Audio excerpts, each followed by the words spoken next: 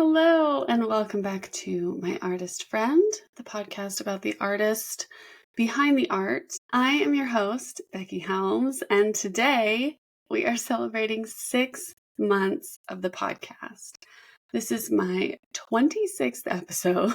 I have done this every single week since November 11th, 11/11 of 2024. And I just wanted to take a minute to celebrate that. So today I'm going to talk a little bit about the podcast, where it came from, how it's affected me, and where it's going. And then I'm going to go into some things that are just bringing me a lot of joy right now, because we need that in the world. If I sound a little tired, I am a smidgen sick. But, you do what you can, and we're just going to have a chill day. It's gloomy outside in Michigan right now, and we're just going to have a little chit chat about podcasts and fun things. So, yeah, here we go. All right. So, when I first had the idea for the podcast, I really wanted to talk to friends. I wanted it to be about other artists, not just me. In my experience, but I wanted to chat with friends and just get to know them behind the art, because artists really have to do a lot of marketing. And when you see them on social media, it's often this, as everyone is, it's a highlight reel, but it's a lot of, hey, buy this stuff from me, because it's really the best outlet for artists to get their stuff out there. So you feel like you do a lot of marketing, and then you kind of lose like who you are in the process, and people don't know the person behind the work. So that was kind of the initial inception of it. And then it got to the point where I was seeing a lot of angel numbers. This is very woo-woo. Don't worry about it. Okay. But I was seeing a lot of angel numbers specifically when I was thinking about this idea. And I was like, you know what? Even if this is all just a ridiculous coincidence, it makes me think about it even more. I'm noticing these numbers. I should just do it. So as someone who overthinks, who is a perfectionist, I was worried about getting into this space, and I'd never done anything like this before. I'd done YouTube, of course, and I've yapped on social media forever, but somehow having a podcast seemed bigger. I don't know. But I used November 11th as kind of my big driving force. Like, okay, I'm seeing these angel numbers everywhere, specifically 11/11 all the time. And I was like, you know what? November 11th is coming up. That's when I'm going to release my first podcast. So it got my booty in gear, and I released the pilot, and it kind of explained the whole idea behind the podcast. And yeah, you can go back and listen to it if you want to. You don't have to. It's probably really embarrassing. Actually, all of these are kind of embarrassing, so it probably doesn't really matter. But yeah, I have a link to it below. So if you want to hear it, go for it. But the podcast process has been pretty amazing. I started out with interviews. So I have 10 amazing interviews with incredible artists that I know from either Austin, my personal life, even folks that I met online, and they're from all over the world, which is really, really cool. And it was just so amazing. I scheduled out this one week that was just like completely full of interviews, because these actual angels on earth wanted to talk to me. And it just made me feel good. It filled my cup. You know what I mean? So I was going through each week and editing these different interviews, and it was so fun, because it was like I was sitting and chatting with them again, when I was editing it too. So I got to like hang out with them multiple times, which was very parasocial of me, but it was fun. And I've also done 16 solo episodes, which I never thought I would do. Honestly, when I started this project, I was like, it's going to be all just interviews. I don't want to yak into the void, myself. I'm only going to talk to people. But as you've heard on previous podcasts, editing a hour-long interview takes a long time. like I would do my initial listen through, right, which is well over an hour because I can yap.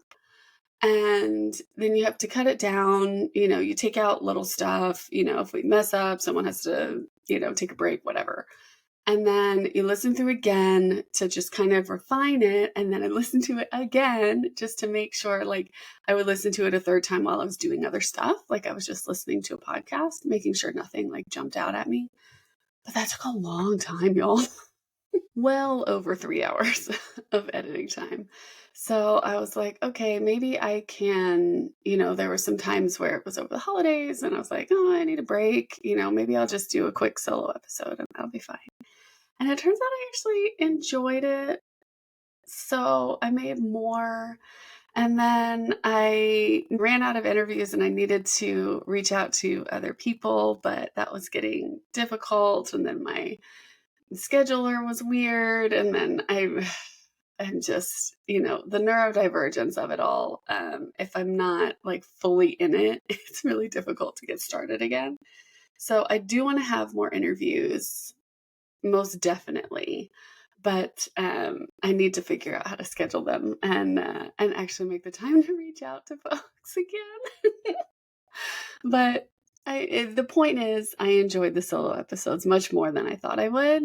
And especially once I really refined my snack and art ideas.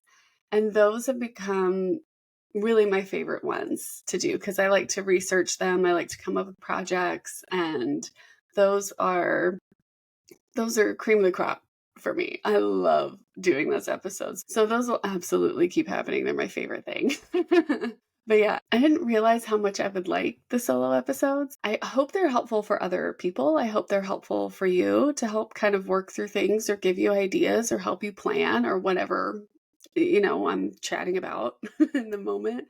But they've really given me a lot of clarity about like my own creative practice and my own kind of patterns, because putting it out in, having to make an outline of how I'm working and like creative goals and things, it helps to keep things top of mind. But I can really recognize like, girl, you've been talking about this stuff for 3 months and you haven't done one thing. It's just helped give me a lot of clarity around the things that I'm doing, the priorities that I have, the projects that I'm doing, even just my patterns and how I work and how I avoid things and like what actually brings me joy. You know what I mean? So it's when I realized I was like, I need to do like something quick from start to finish and be done with it to really help my brain move on and be happy, like that to change my life. That podcast, the one I just did about balancing long-term and short-term projects, literally changed my life. And I work around it all the time. It's always top of mind for me. And doing that really has helped my brain and my kind of creative happiness. So I'm so happy to have that kind of clarity. And it's almost just being able to verbally process all the stuff that's in my mind too. And hopefully I can help you do the same. You know what I mean?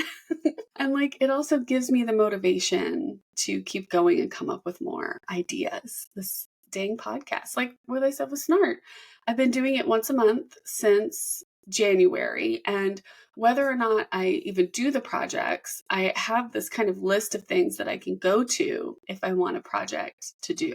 Like, I don't have to think about it too hard. I can just pull from this kind of well of ideas, and it keeps me moving forward, keeps me thinking of new things and not getting kind of stuck in a rut. So I love it. I'm really happy that I started this project, and it is wild to me that it's been 6 months already. So I just want to talk really quick about the plan ahead. So as I've talked about before, I am a stay-at-home mom first and foremost. That is my job. I liquidated my business to be a stay-at-home mom, take care of the house, help us move in, transition in a big move. And that was almost 2 years ago now, which is kind of crazy. And the thing about that is that my son has summer break coming up.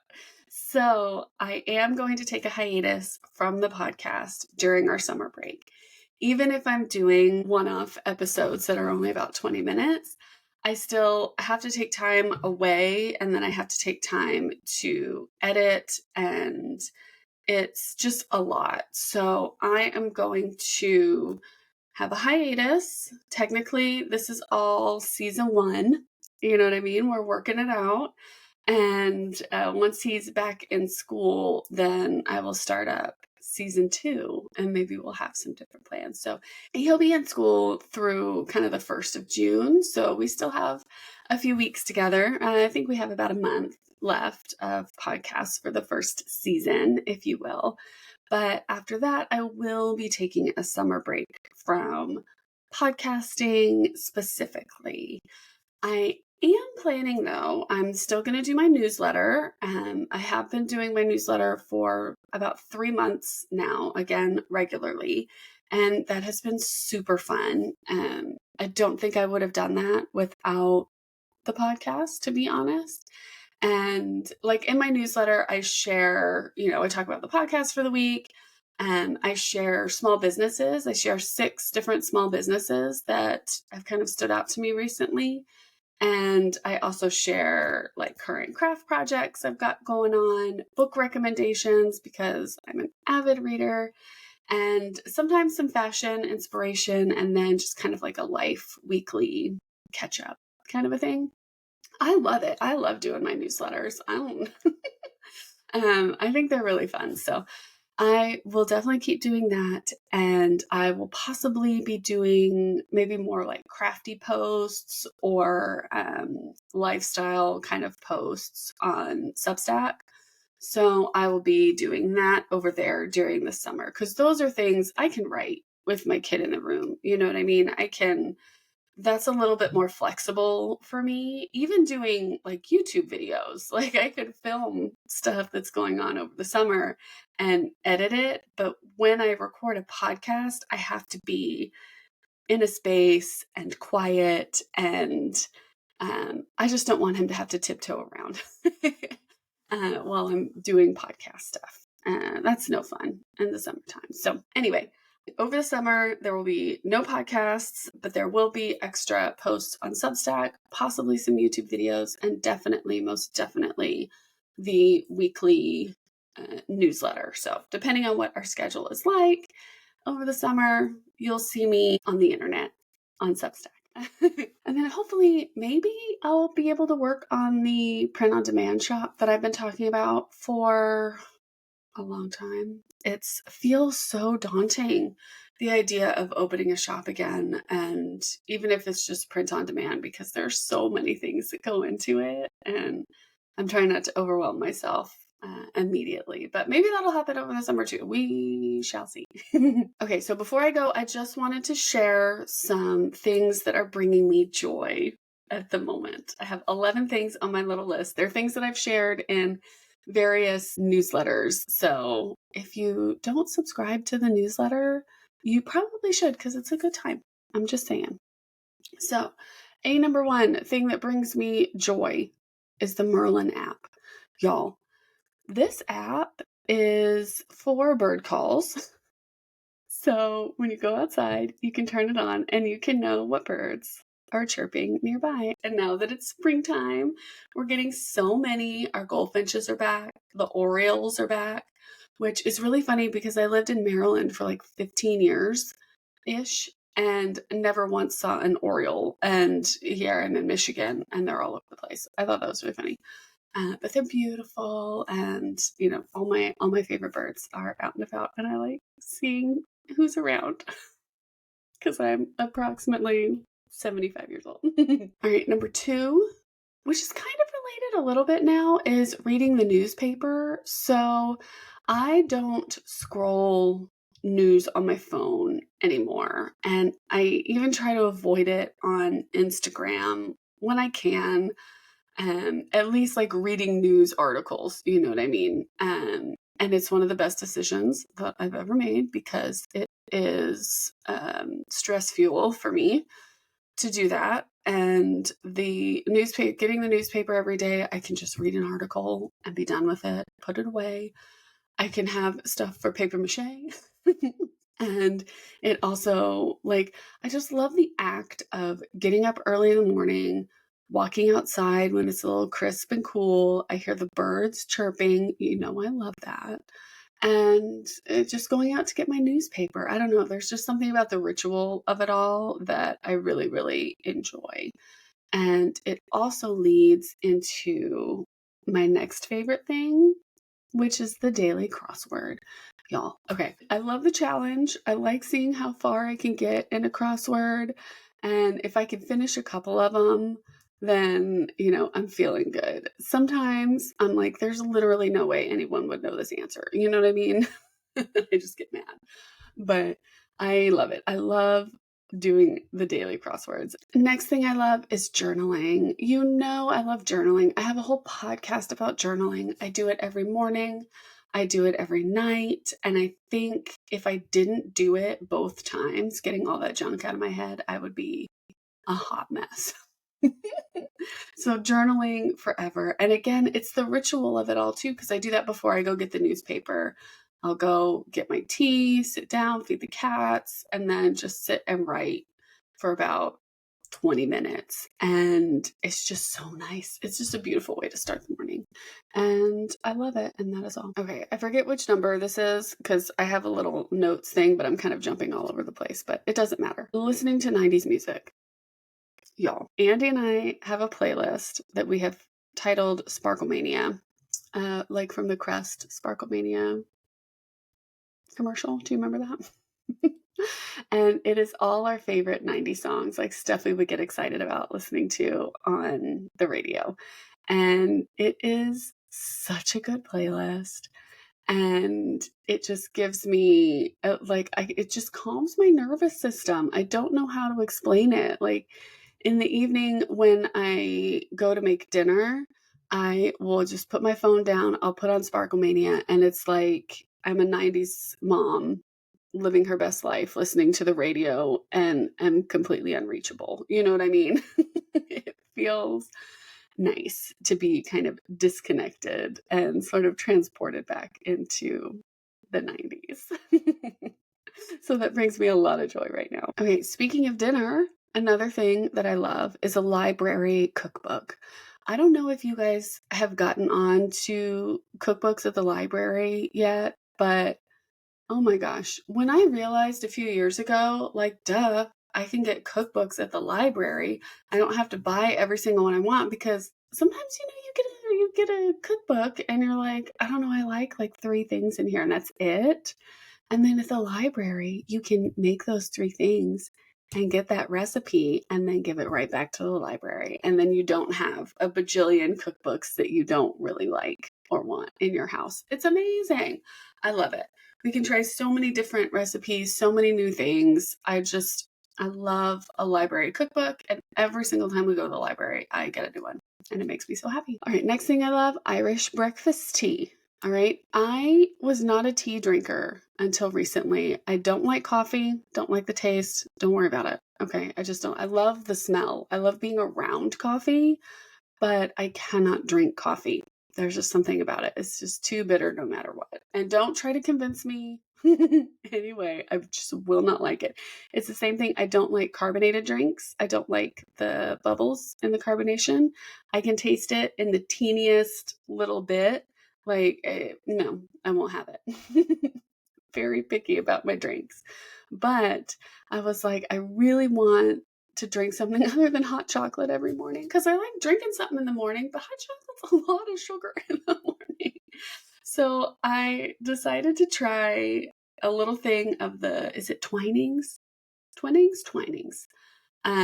Teas. Do not like an Earl Grey or Lady Grey. The citrus, no thank you. But the English breakfast tea, and specifically the Irish breakfast tea, y'all, teeny bit of sugar if I feel like it, and then a little milky, like it milky.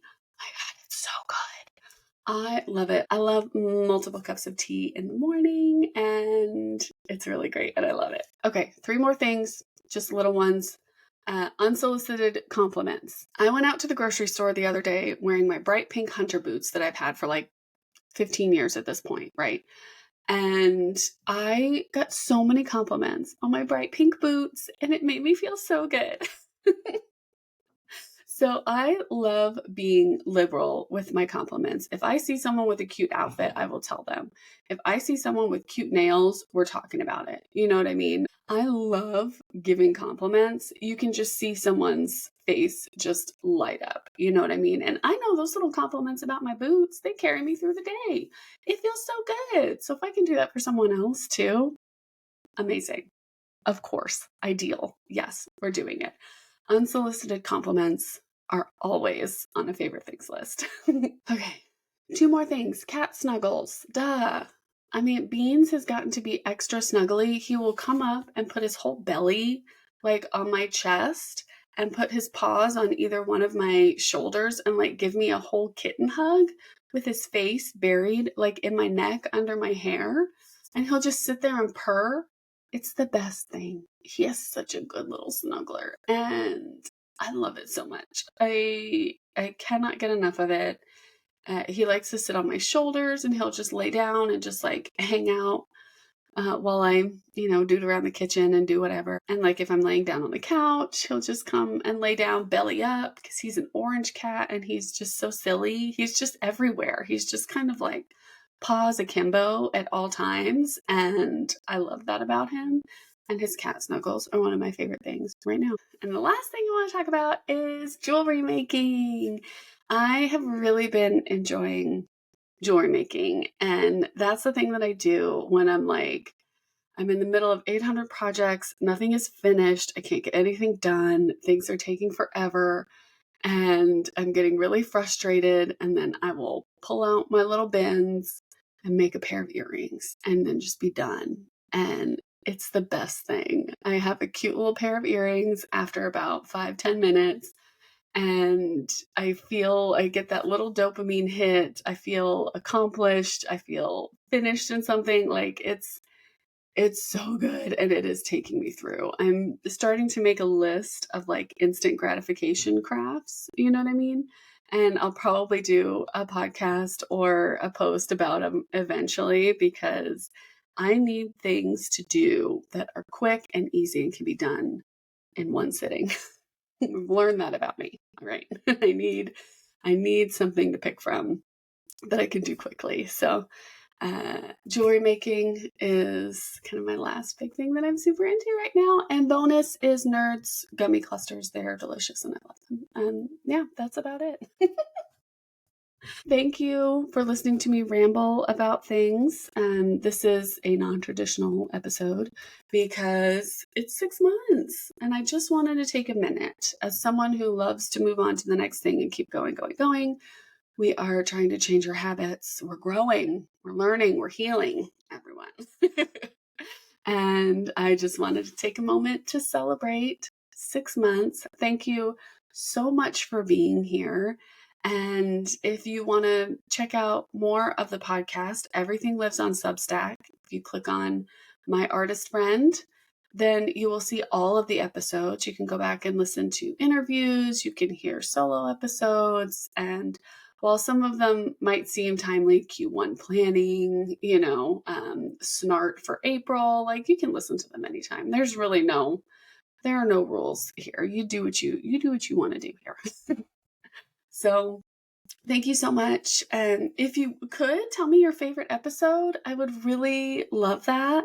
So I can make more stuff that's like that too. So maybe either in the comments on Instagram, I am at the Becky Helms, or on the Substack post specifically, everything will be linked below if you want to go over there and tell me what your favorite episode has been so far. I would really appreciate it. And yeah, thank you so much for listening. And I will see you next week. Bye.